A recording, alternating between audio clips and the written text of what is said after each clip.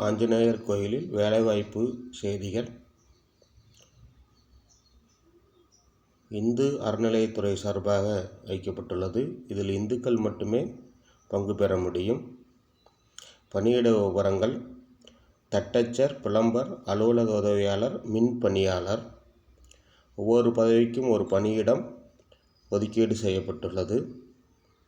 அலுவலக உதவியாளர் பணிக்கு 8ஆம் வகுப்பு படித்தால் போதுமானது. தட்டச்சர் பணிக்கு 10ஆம் வகுப்பு மற்றும் சான்றிதழ் படிப்பு, ஆட்டோமேஷன் படிப்புகளும் வைத்திருப்பது அவசியம். புலம்பருக்கு ITI படித்திருக்க வேண்டும்.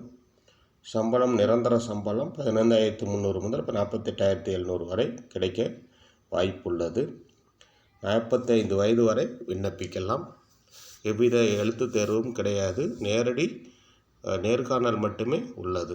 இந்து மதத்தைச் சேர்ந்தவர்கள் மட்டுமே விண்ணப்பிக்க முடியும். கடைசி தேதி 20/1/2026. நன்றி, வணக்கம்.